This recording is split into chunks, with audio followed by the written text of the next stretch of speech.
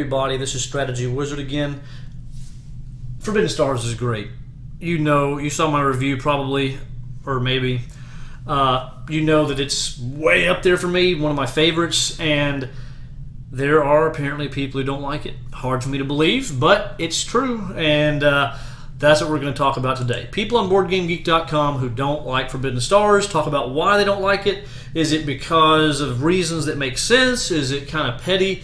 Well, maybe you'll find out reasons why it's maybe not so good. Unfortunately, someone left a comment on my video doing the review, and he said that it is no longer it's no longer being published, which means that all you can really get now are probably, unless you get lucky, some overpriced versions of the game. I am very sad to hear that because this game is so good, and I'm afraid they might not even, maybe they won't even make a second run of it because they probably can't because they don't have the Warhammer license anymore. So unless somehow they get it back, I guess that you're not going to have a lot of chances to get a copy of Forbidden Stars. That is a bummer for me. I'm sorry to say that, but I still want to go over this just because I still think it's an interesting exercise and entertaining. And for those of you who are willing to maybe go out there and find maybe a somewhat overpriced copy, you can see some of the negatives and see if those are reasons for you not to pay that extra price. So let's go ahead and get started. I'm going to show here what the distribution of the ratings are on Board Game Geek. You will see that it is very popular, to say the least. So let's go ahead and get started with the ones. This guy says, I'm not interested in this type of experience via the board game medium. I do not consider this a board game. Huh? I don't even get that. I can't even respond to it because it makes no sense. Of course it's a board game. I guess he's saying he likes a video game version of a Space Conquest, but that doesn't mean it can't be a board game, but whatever. Hey, this guy says, here we go again. Why waste time stealing ship designs from Warhammer 40,000? You're not stealing ship designs. This is based on Warhammer 40,000. It says it right there. Warhammer 40,000. You're not stealing anything. And making the sculpt so large that the map looks crowded. Can't they freaking buy a license and make a strategic Battlestar Galactica game or old school Star Trek game with a big bag of Axis and Allies scale starships? The sculpts are hideous. Well, if you've seen my review, you've seen what the sculpts look like. I think they look absolutely amazing. This guy must not be playing the same game. And you should have at least 6 types of ships, and that bag should have at least 300 total ships, better 400. You can get decent detail in 1.5-inch ships and half-inch fighters. I just don't even know what to say to that guy. I mean, my gosh, it looks great. Why do you have to have a cajillion itty-bitty ones? I'd rather have a few big ones and get that simple functionality, but able to hold stuff, and instead of having to find little... No. This is way better in my opinion. Some people obviously he disagrees, but I like it the way it is. Totally butchered Talisman. They cut pretty much every competitive aspect of the game. I think you might be trying to review something else. Boring and tedious, unnecessarily... No, this guy... Oh, I guess he's saying unnecessarily. Typo here. Unnecessarily complex for so little a game. I bought this game with high expectations because I love a good epic. Unfortunately, it doesn't play well. Too much stuffing around trying to get things happening before anything exciting happens. There are a lot of rules, which is fine, but it's just not a smooth game. And there are way too many incidental and exception rules. Myself and friends played a few times, and all we achieved after 5 hours of play was a lot of screwing around and a couple of pathetic battles, which were a major letdown. The game looks great, but doesn't live up to its potential. Gamers yawning at my table is no good for my reputation, so I put it up for sale, and some other sucker now owns it. If you're looking for a good epic, I suggest you move on and take a look at Eclipse, Twilight Imperium, Rune Wars. Okay, Twilight Imperium, Forbidden Stars. Let's see, how could I compare these two? I think that they're both absolutely amazing, and I think they both hold their own place. Forbidden Stars, it kind of throws you in the middle of the action immediately. It plays faster, and it can play down to 2 players very well. And it has card mechanisms introduced to the combat, so the combat's a little more involved, which is good for this type of game. You're already in it. You can start having battles on turn 1 if you wanted to, depending on the circumstances, and you can be playing your cards, rolling your dice, having a good time. Twilight Imperium, way longer of a game, can play way more, but is very, very in depth. I mean, we're talking, you're playing a long time, you're building everything up, you're getting your technologies, you're building your fleet, and you're moving out and spreading out, trying to meet objectives, and it's very political in nature. They're just two very different games, and to me, they're both very epic. It's just that this one gets the combat going quicker, and the combat is more interesting, to be honest. But I don't know what this guy's talking about. Sorry. Okay, let's go to the 3s, because, boy, there's just not many people in these low ratings that actually said anything, and there's not many people who rated it low anyway. Too much information is publicly known, so the game just plays itself. Politicking wins the game. I don't even see how that's possible, but too much information is publicly known. Okay. I disagree, I guess, because you see what ships and troops they have like in any other game like this. So does that mean all games like this are bad? I don't understand. And politicking wins the game. Assuming that's true, is that bad? I mean, isn't that kind of a good thing? It kind of promotes the discussion around the table. That seems positive to me. Obviously, this guy doesn't. But to me, there's enough information that's not known. You don't know always what... Well, first of all, if a combat happens, you don't know what cards you're going to get. You have, I think, 10, and you're going to get 5 of them, or whatever it is. I think that's right. You have 10, you draw 5 at every time. At the start of a battle, you're going to get 5 cards. You don't even know what you're going to have. And then, whenever you roll the dice, you don't know how those are going to come up. So the combat itself is very living and breathing. You don't know exactly what's going to happen. You don't have that much information. All you know is, what for yourself, what cards do I have? Out of that, what could I get if out of the 5 I get dealt? And based on the units I have and the dice I might roll, do I have a good chance of winning? That to me is actually less knowledge than you have in most of these games, like in a Game of Thrones, the board game 2nd edition. You have tons of information. You know, I've got this many troops. I know exactly what cards I have and what cards they have. I know if I can win or not. So I just disagree 100% there. I mean, there are other games maybe that have less public knowledge, but for this style of game, I think there's actually not a lot of public knowledge whenever it comes to the combat. And and I don't know. I just disagree.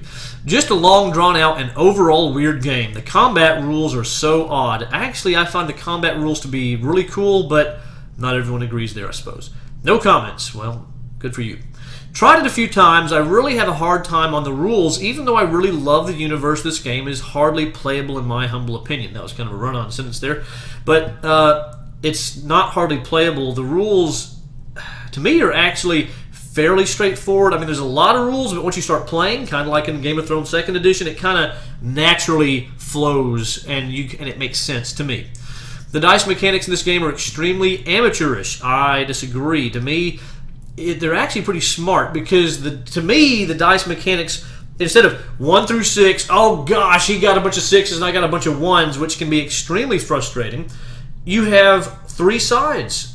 Morale there's very few sides with morale, and then there's a good bit of attack and defense, and it's just that distribution of those dice will affect what cards you might decide to play, and make you think about what your chances are of winning. But the fact that there's no super swing, the only super swing you could have is if you rolled all morale, which would be highly unlikely. And to me, that's what makes it interesting. The fact that the dice they don't have too much control, but they can influence in a way that's interesting. That's just me. The worst about this game are the extremely annoying, inconvenient, and unclear rules. The rule book is a joke, and you will probably constantly need it to still find no clear answer to your questions. I've never had that problem. This alone makes the game unplayable and unenjoyable for me. It seems devoid of any way to properly plan or strategize for longer terms. I disagree with that. It is unplayable, not enjoyable with 2 players. I totally disagree with that. With 2 players, that's part of why I like it so much, is it gives me a Game of Thrones style of experience in a way that works great for 2 players. I mean, the mechanics just rock for 2, in my opinion. It says, he who has the upper hand in resources after the first 1 to 2 turns will always win. Disagree with that. I have not noticed that in the games I've played. The game is basically over after turn 3 to 4, but to actually win it would still take ages, or at least it would feel like that for both. It also takes too long with more players. The time commitment itself isn't the problem for me, but for what this game has to offer, it should be way faster. It just gets boring and stale and potentially frustrating for players that get torn apart for weird reasons, like because of the semi-random storms just force all other players to attack him.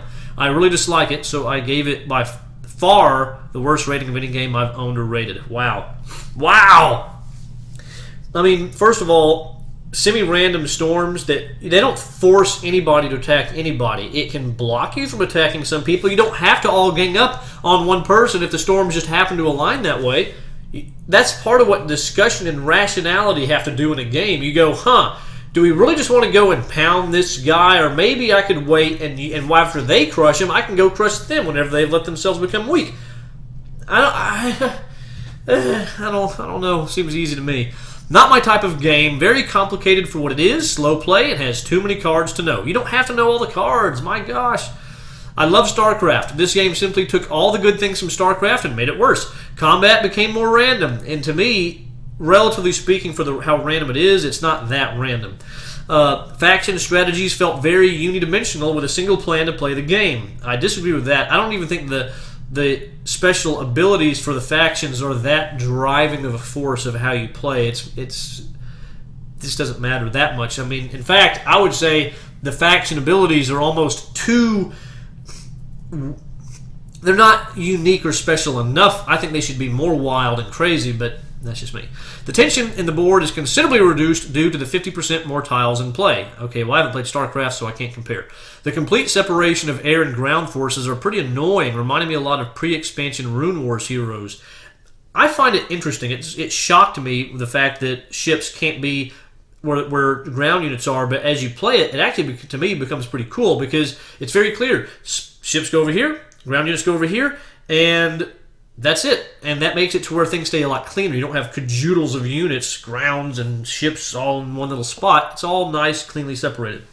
The plus side, for now, it is more affordable than StarCraft, of course, at the time that I'm doing this. That's probably not the case. So if you still like the system, it is a considerably cheaper entry point. On top of that, the unit detail is amazing. Okay, that goes against the other guy who said they looked ugly. Thank you for at least acknowledging that. And it has great art. Yes, it does. With all the downside, it is very unlikely that I will play this game again. I would just push to play StarCraft. Well, sorry you don't like it.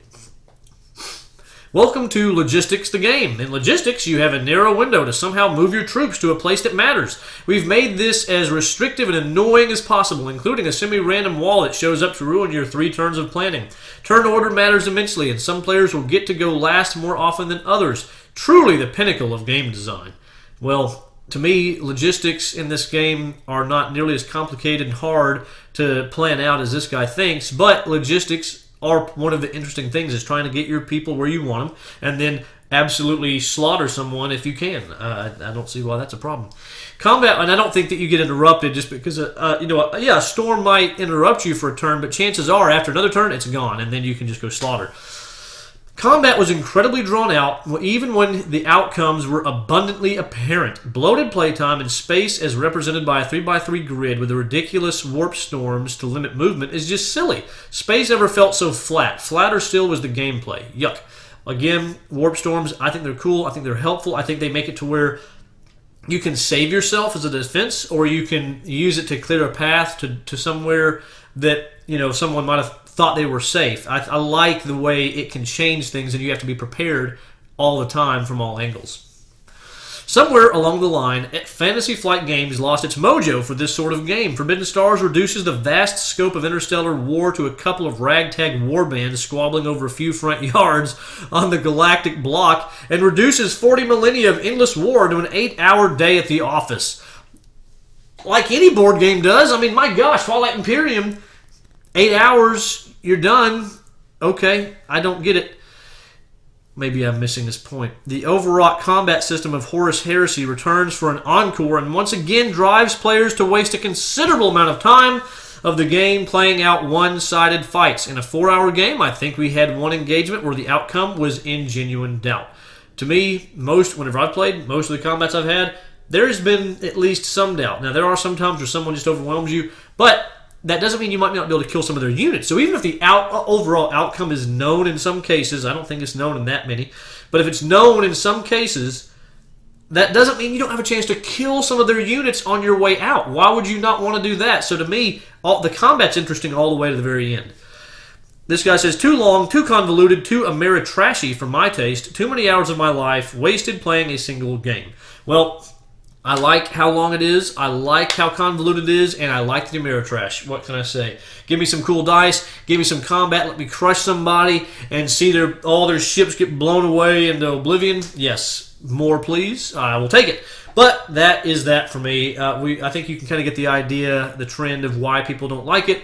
I obviously disagree. You may agree, disagree, but leave in the comments what you think, and I appreciate you for watching this video. It was interesting to me to see so many people who don't like it whenever, to me, it seems like an amazing, grand, wonderful design. But, you know, it's one of those things. Some people agree, some people don't, and I'd like to know what you think. So, leave some comments. I look forward to seeing you on the next video, everybody. Take care. Bye.